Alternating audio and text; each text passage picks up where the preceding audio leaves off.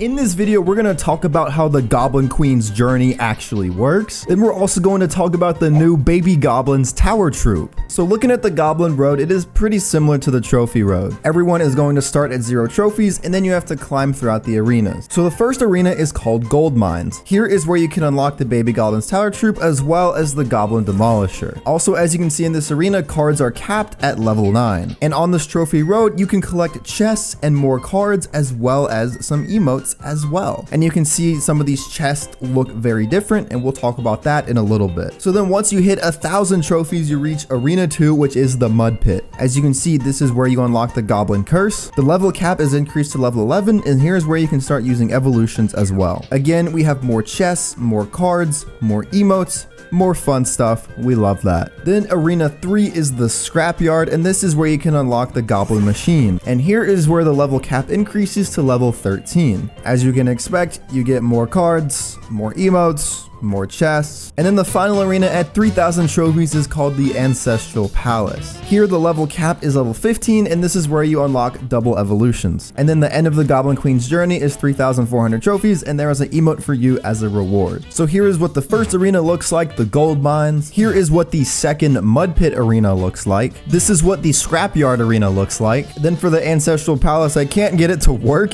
in the dev build, but it looks pretty cool from here. All right, now let's talk about the different chests that you get on the road. So first up, we have this chest, which looks like a goblin hut. It looks cool. What are we gonna get inside of it? I don't even know. We get gold, we get goblin gangs, and we get goblin demolisher. One thing that's characteristic about all these chests is that they will only contain goblin cards. Okay, so next up we have this chest right here. More gold, spear goblins, goblin huts, and a goblin curse. Okay, then we have this chest right here. I don't know what this one does either.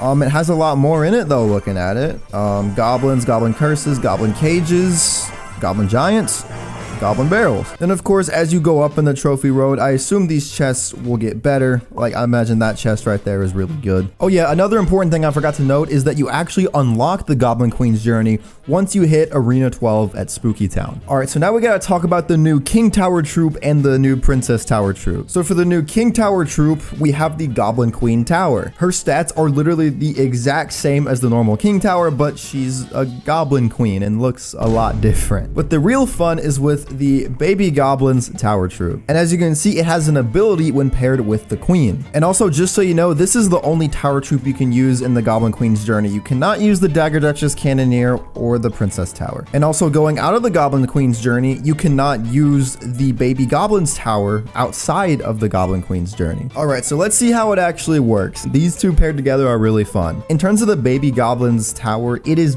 basically a Princess Tower.